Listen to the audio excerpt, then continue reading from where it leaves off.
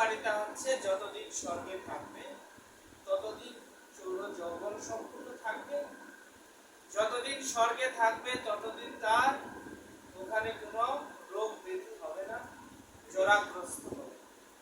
কিন্তু ক্ষীণে পুণ্যে মত্ত লোকং বিশন্তি, পুণ্য হয়ে গেলে আবার তাকে এই জড়জগতে ফিরে আসতে হবে।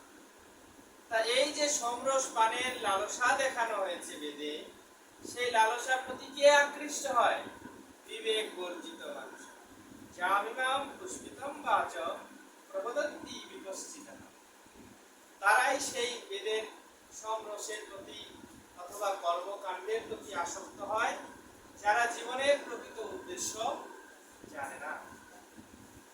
কিন্তু তারা কখনোই আকৃষ্ট হয় না যারা বুঝতে পেরেছে সর্বস্ব চাহম হৃদি সন্নিবিষ্ট মত্তা স্মৃতির জ্ঞানম অপহরঞ্চ বেদস্য সর্বের অহমেব বেদ্য বেদান্ত কৃত বেদবিদেব চাহম।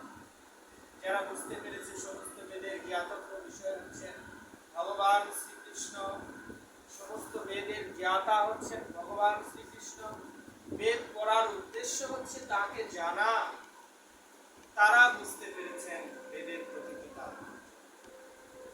তাই ভগবানের ভক্তি অনুশীলন করলে আলাদা করে আর কিছু করার প্রয়োজনীয়তা নেই। ভগবত ভক্তির মধ্যে সবকিছু আছে। যেমন 100 টাকার ভিতরে 5 টাকার নোট, 10 টাকার নোট, 50 টাকার নোট, 20 টাকার নোট সবই আছে। 100 টাকা আছে মানে আপনার ওগুলো সব আছে কিনা? সব আছে। ঠিক তেমনি আপনি যদি কৃষ্ণ ভক্তি অনুশীলন করছেন, আপনি যদি ভগবত পাদপদ্মে আত্মসমর্পণ পূর্বক তার নাম কীর্তন অনুশীলন করছেন, ভক্তি যোগের অনুশীলন করছেন, তাহলে আলাদা করে আপনাকে কোনো বিশেষ পূজা, বিশেষ নিয়ম কানুন, বিশেষ পুণ্যকর্ম, আলাদা করে যোগ জ্ঞানের কোনো অনুশীলনের প্রয়োজনীয়তা থাকে না। এই জন্য এটি হচ্ছে আশ্রয়, কৃষ্ণ ভক্তি সার।